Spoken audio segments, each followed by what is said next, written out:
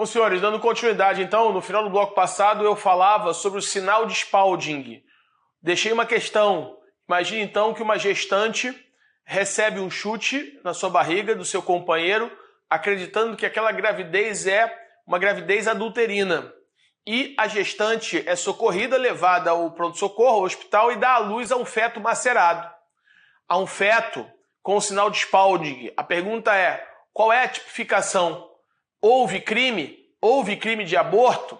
Aqui, senhores, não há como negar que essa situação se amolda à situação do artigo 17 do Código Penal.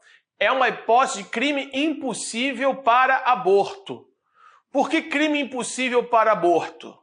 Porque como a gestante deu à luz a um feto macerado, se há características da maceração que nós vamos ver quais são, é porque aquele aborto já ocorreu há mais do que 24 horas. Então, quando ele deu um chute na barriga da gestante, querendo matar o concepto, com dolo de matar, ele não conseguiu, obviamente, matá-lo porque o concepto já estava morto. Então, no que tange ao crime de aborto, que tem como objeto material do delito a vida intrauterina, não há vida intrauterina a ser preservada, porque já era cadáver. Já não havia mais uma vida intrauterina naquela hipótese. Como é que eu sei? Porque a questão está me dizendo que ela deu à luz a um feto macerado. Ah, André, pode restar algum outro crime? Pode. Pode restar o crime de lesão corporal, mas aqui como um soldado de reserva. Não o crime de aborto. Então, para o crime de aborto, o fato é atípico, fundado no artigo 17 do Código Penal. Quem está me comprovando isso? A questão, a prova técnica, o laudo, dizendo que aquele feto estava macerado. Porque se ele estava macerado, a morte já ocorreu, o aborto já ocorreu há pelo menos 24 horas. Tudo bem? Tranquilo? E quais são essas características do feto macerado? Uma primeira característica do feto macerado é a derme impregnada de hemoglobina. É o destacamento da epiderme com a derme impregnada de hemoglobina. É uma característica do feto macerado. Outra característica do feto macerado é o aumento da amplitude das articulações dos membros superiores e dos membros inferiores. Então, no feto macerado eu tenho epiderme destacada, destacamento da epiderme, a derme impregnada por hemoglobina, o aumento da amplitude das articulações dos membros superiores e inferiores, e se o concepto já tiver morrido há mais de 7 dias, o cavalgamento dos ossos do crânio. O cavalgamento dos ossos do crânio faz surgir aquilo que a literatura chama de sinal de Spalding. Sinal de Spalding. Então, aqui o feto dentro do saco amniótico, aqui a placenta, o líquido amniótico e aqui a morte do concepto. Essa morte do concepto é o aborto, abiorto, retirar a vida. Só que é um aborto retido. Esse líquido amniótico começa a agredir o concepto.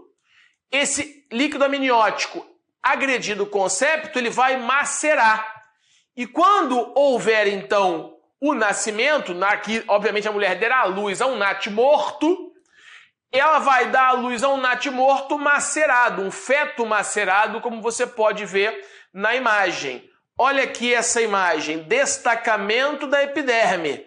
Destacamento da epiderme, que é a camada mais superior da pele.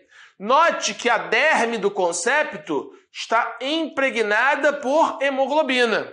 Destacamento da epiderme, derme impregnada de hemoglobina e maior amplitude nas articulações.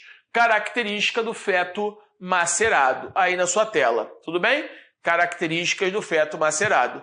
Só que ele pode também colocar na prova feto macerado agora em decúbito dorsal. Em decúbito dorsal. Agora eu poderia pensar no feto sinal de Spalding. Aqui é o sinal de Spalding, é o cavalgamento dos ossos do crânio. Na sua tela, o cavalgamento dos ossos do crânio. Cavalgamento dos ossos do crânio é o chamado sinal de Spalding. E se aparecer, a literatura vai dizer que esse aborto já ocorreu há mais do que 7 dias. Há mais do que 7 dias. Agora, nós não podemos confundir o feto macerado ou a maceração fetal com o feto litopédio.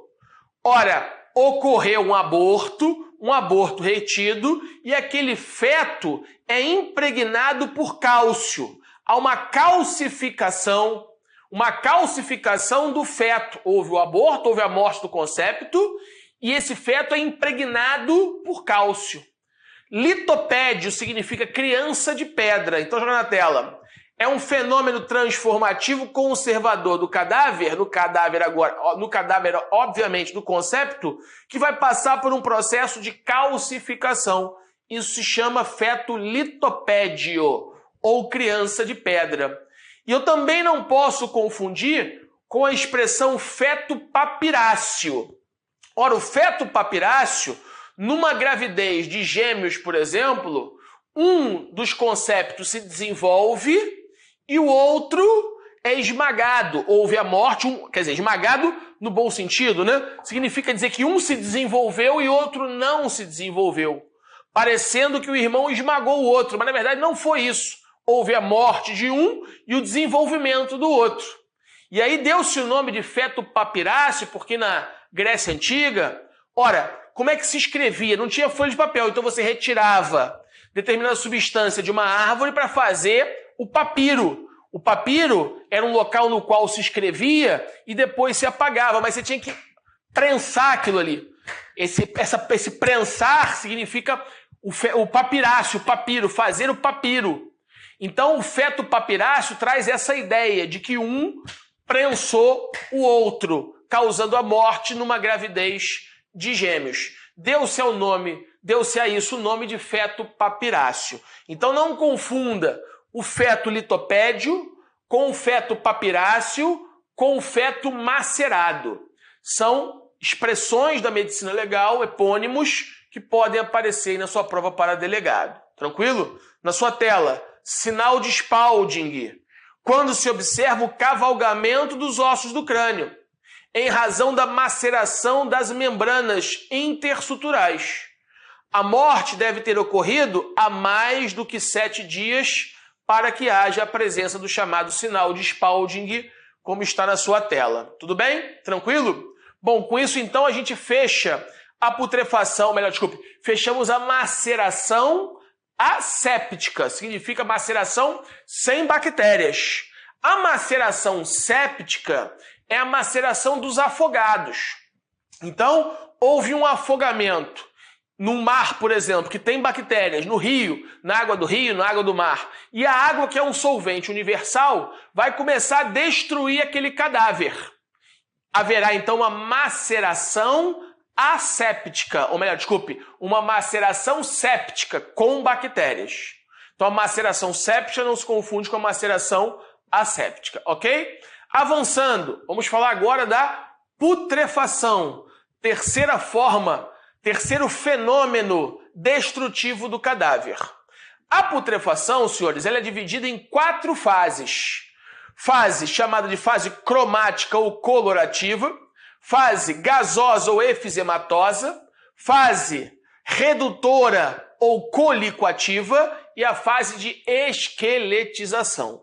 Então, as 4 fases da putrefação: cromática ou colorativa, efizematosa ou gasosa, redutora ou colicoativa, fase da esqueletização. Tranquilo? Então, quais são as informações importantes?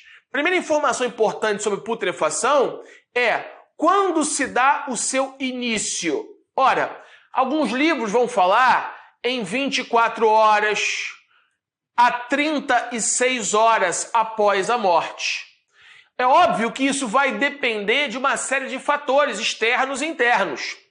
Então, a depender de fatores externos, como por exemplo a temperatura. Se aquele cadáver é um cadáver insepulto que está num local muito quente, no Rio de Janeiro, no verão do Rio de Janeiro, 41 graus, por exemplo, essa temperatura mais elevada, um ambiente, por exemplo, úmido, vai acelerar a putrefação. Por que vai acelerar a putrefação? porque vai, obviamente, favorecer o aumento do número de bactérias, a proliferação bacteriana. Então, a proliferação bacteriana vai fazer com que a putrefação se inicie mais rapidamente em ambientes mais quentes, mais úmidos, por exemplo. Tudo bem? Então, isso se dá em 24 a 36 horas. Mas se for num ambiente mais frio, um cadáver, por exemplo, no alto do Everest, a menos 10 graus, ora, possivelmente não vai entrar em putrefação porque ele vai ser congelado. E o congelamento, por que você congela uma carne? Você congela uma carne para poder consumir a carne daqui a 3 semanas e o congelar, abaixando a temperatura, abaixo de 0, por exemplo, você faz com que as bactérias que vão iniciar o processo de destruição não possam proliferar, não possam ali se instalar e a putrefação não se inicia. Então os livros falam em média 24 a 36 horas, a depender do caso concreto. Então essa é a primeira observação importante. Segunda observação é lembrar, eu já falei isso em aulas passadas, que o início da putrefação desfaz a rigidez cadavérica. Então, o que desfaz a rigidez cadavérica é o início da putrefação. Isso se dá no mesmo sentido da instalação da rigidez cadavérica que nós já estudamos exaustivamente. Vimos que a rigidez cadavérica ela é marcada por uma lei, a lei de Nielsen-Summer-Larcher. E essa rigidez cadavérica começa das menores massas musculares para as maiores massas musculares. MMM pequeno para MMM grande. O primeiro músculo que entra em rigidez cadavérica é o masseter. Falei isso naquela aula. Então, se a rigidez se instala da cabeça para os pés, é crânio podálica, é céfalo-caudal, o desfazimento também é no mesmo sentido. Então, em tese, a putrefação começaria no sentido crânio podálico. Tudo bem? E aí vem uma outra informação importante, já agora começando a primeira fase da putrefação. Então a primeira fase da putrefação é a fase cromática ou fase da coloração. Por que cromática ou coloração? Porque nós vimos, senhores, que as hemácias, os eritrócitos, têm uma hemoglobina, tem uma proteína que é a hemoglobina. Falei já bastante dela ao longo das aulas anteriores. E a hemoglobina ela pode se ligar a vários outros elementos químicos. A hemoglobina ligada ao oxigênio forma a oxihemoglobina. A hemoglobina ligada ao monóxido de carbono forma a carboxihemoglobina. Ao gás carbônico forma a carbamina-hemoglobina. Formada ao hidrogênio e o hidrogênio positivo forma a hemoglobina reduzida. Ela pode se formar também ao gás sulfídrico, formando a sulfoxihemoglobina. Então a sulfoxihemoglobina é a hemoglobina, a proteína que está dentro do eritrócito, ligada ao gás sulfídrico. Que gás é esse? É o gás que é produzido pela fauna bacteriana a partir do início da digestão feita pelas bactérias das células corpóreas, do tecido corporal.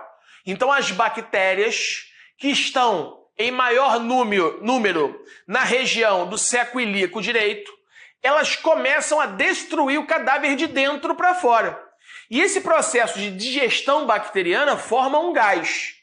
Esse gás é chamado gás sulfídrico. E a hemoglobina se liga ao gás sulfídrico. A ligação entre a hemoglobina e o gás sulfídrico tem cor esverdeada. Por isso, esse fenômeno cadavérico, putrefação na primeira fase cromática ou colorativa, se inicia com uma alteração da cor do cadáver. O cadáver começa a ficar esverdeado. Isso começa no seco ilíaco direito, através daquilo que se chama de mancha verde abdominal de Bourdelle. Mancha verde abdominal de Bourdelle, por que é no abdômen? Porque é ali que nós temos a maior concentração de fezes. E as fezes é o local e a substância dentro do corpo que está mais impregnado por bactérias, que vão começar a digestão do cadáver formando o gás sulfídrico, formando essa cor esverdeada. Como isso começa pelo abdômen, deu-se o nome a isso de mancha verde abdominal de Bourdelle. Mancha verde abdominal de Bourdelle. Como nessa imagem que você pode ver, ó, na tela, por favor. Mancha verde abdominal de Bourdelle. Aqui a mancha verde abdominal de Bourdelle. Tem aqui também a circulação póstuma de Bourdelle, que eu vou falar daqui a pouco. Tranquilo? Então a mancha verde abdominal de Bourdelle está na tela. Ela marca a primeira fase da putrefação, que é a fase colorativa ou cromática, que é uma reação do gás sulfídrico com a hemoglobina, formando a sulfoxhemoglobina. O local mais comum disso ocorrer é no abdômen, porque é neste local onde estão a maior concentração, ou a concentração, melhor dizendo, de fezes. E as fezes, produto substância impregnado por bactérias, que vão reagir formando gás sulfídrico de cor esverdeada, formando a mancha verde abdominal de Bordel. Só que ele vai te perguntar na prova o seguinte: candidato, quais são as exceções? Quais são as hipóteses em que a mancha verde abdominal, ou a mancha verde, ou a fase colorativa da putrefação não se inicia no abdômen, não se verifica, melhor dizendo, no abdômen? Em duas situações. Primeira situação, na maceração asséptica, que nós vimos no bloco passado. Maceração asséptica é justamente a destruição do cadáver do consépito pelo líquido amniótico. Ora, então se é um cadáver, houve um aborto, foi atacado pelo líquido amniótico, macerou ou não, deu à luz a um natimorto.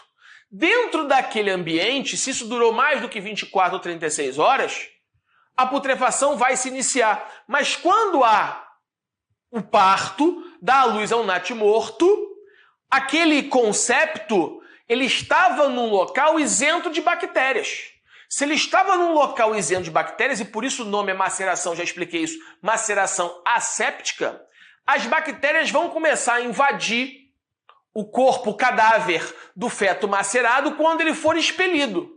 Quando ele for expelido, quando ele for para o meio ambiente, que é impregnado de bactérias, essas bactérias vão começar a entrar no consépito do feto macerado, natimorto agora, pelos orifícios naturais. Por onde? Narinas, boca, pavilhões auditivos, ânus. Se for um feto do sexo feminino, natimorto do sexo feminino, pelo canal vaginal, pela vagina, ou seja, pelos orifícios naturais. Então, quando se tratar de um feto macerado, por exemplo, a mancha verde abdominal de Bordel não se inicia no abdômen, ela se inicia nos orifícios naturais. E se o examinador, numa prova delegada, pedir para você explicar, você diz o seguinte: olha, era um feto, estava dentro do saco amniótico, um ambiente isento de bactérias. Então não podia começar pelo seco e líquido direito, não poderia começar pelo abdômen, porque não haveria bactérias ali para começar o processo de destruição de dentro para fora. Então, quando se dá a luz no aborto, quando se dá a luz num parto, a luz a um natimorto, esse feto macerado agora vai ser impregnado por bactérias do meio ambiente que vão entrar no cadáver do consépito pelos orifícios naturais, fazendo por essas regiões surgirem a mancha verde, que não é, obviamente, abdominal. Então, essa é uma primeira exceção citada pelos livros da mancha verde abdominal de Bordel. Tudo bem? A segunda exceção ocorre nos afogados. Vai dizer a literatura que os afogados vão flutuar emborcado, porque a cabeça pesa mais. E todo aquele sangue vai se concentrar na região alta do tórax, pescoço e cabeça, formando a chamada cabeça de negro dos afogados. Então, nos afogados, a mancha verde abdominal de Bordel não começa no abdômen, começa na região da cabeça, da face, da região alta do tórax e no pescoço. São as duas exceções em que a mancha verde abdominal de Bordel não se verifica no abdômen. Na tela, por favor. Então, mancha verde da putrefação ao redor dos orifícios naturais. Onde? Nos fetos natimortos, ao redor dos orifícios naturais, já explicada a razão. E também a mancha verde da putrefação nos afogados ocorre na cabeça, no pescoço e na parte alta do tórax, nos afogados verdadeiros e nos afogados azuis. Tudo bem? Tranquilo? Ora, por que nos afogados verdadeiros e nos afogados azuis? Porque nos afogados falsos não tem ingestão, ele não vai inalar aquela água. A água está repleta de bactérias e não vai se concentrar na região alta do pescoço da cabeça, porque não vai ter invasão de água, não vai ter invasão de líquido nos pulmões que não vai passar para o sangue, que obviamente não vai para a cabeça e pescoço, porque ele vai flutuar de forma emborcada, a cabeça pesando mais do que o resto do corpo. Tudo bem? Bom, avançando. Agora para falar de um outro fenômeno, que é a chamada circulação póstuma de Bordel. Ora, aqui se aparecer na prova circulação póstuma de Bourdelle, você já puxa uma primeira observação. Na circulação póstuma de Bourdelle, eu já estou na segunda fase da putrefação, que é a fase gasosa ou efizematosa. Gasosa ou efizematosa. Senhores, nós vimos em aulas passadas, em blocos passados, que por óbvio, o sangue que está dentro dos vasos sanguíneos, ele circula porque há um músculo que vai dar força motriz para que esse sangue possa circular, que é o coração. E aí esse sangue, então, circula por força motriz do coração, só que com a morte o coração cessa. Parada cardíaca e respiratória irreversíveis. Então o sangue ele vai se acumular nas regiões de maior declive do cadáver. E as regiões de maior declive do cadáver, obviamente, se o cadáver, se ele é um cadáver que está em decúbito ventral, ou melhor, decúbito dorsal de barriga para cima, esse sangue vai se acumular na região do dorso, na região posterior da perna e da coxa. Se tiver ponto de apoio, não se acumulará sangue naquela região, e aí vão se formar aquilo que nós já vimos e chamamos de livores cadavéricos, que é o sangue depositado nas regiões de maior declive. Ok. Passaram-se 12 horas, 24 horas, 36 horas, se iniciou a putrefação. A fauna, as bactérias que vão começar o processo de digestão do cadáver, ao fazerem, vão formar um gás. Esse gás é o chamado gás sulfídrico. Esse gás ele vai se expandindo.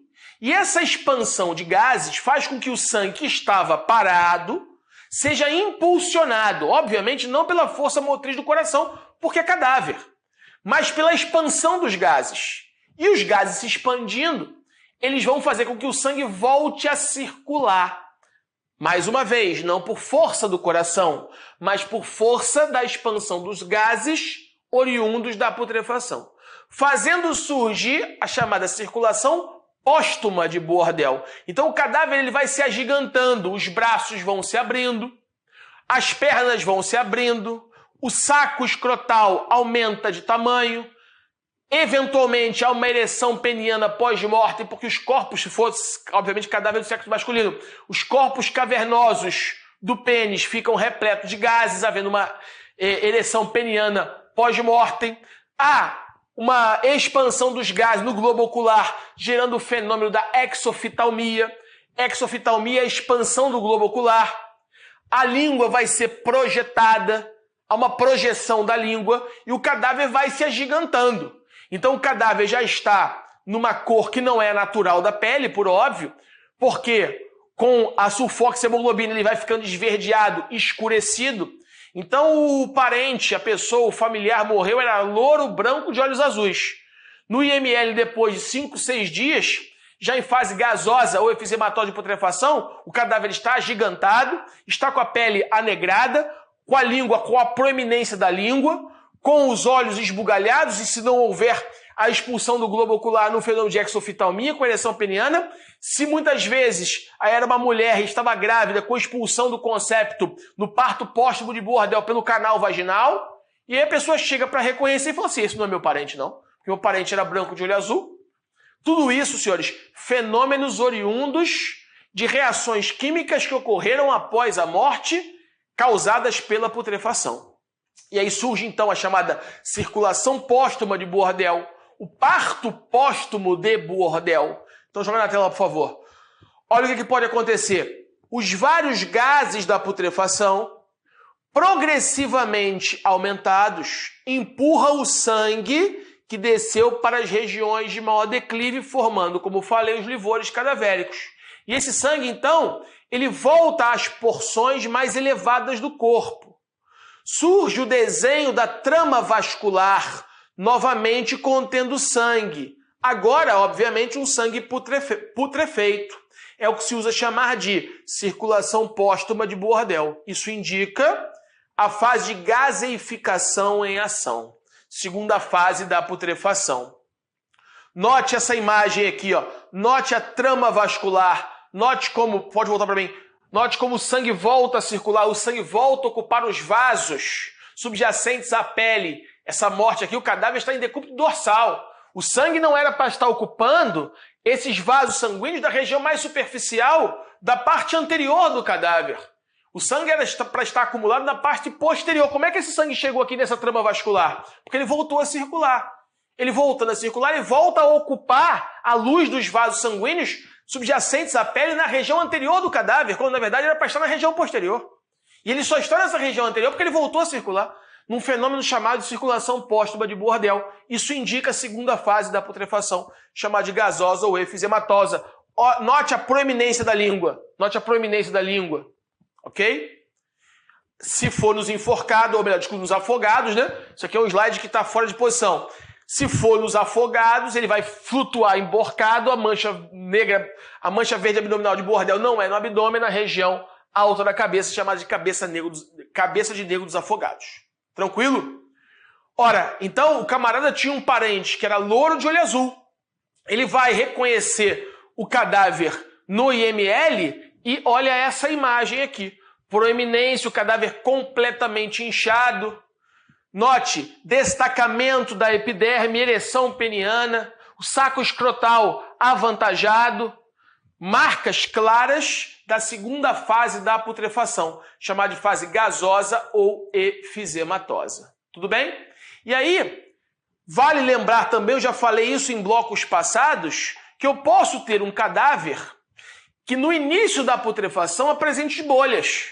Ora, mas essa bolha é um fenômeno vital, é uma queimadura de segundo grau, uma flictena, ou essa bolha é oriunda da putrefação? Aí, naquela aula lá que falamos de lesões e morte por energia térmica, queimaduras, eu falei a queimadura de segundo grau. E aí eu lembrei do chamado sinal ou reação de Chambert.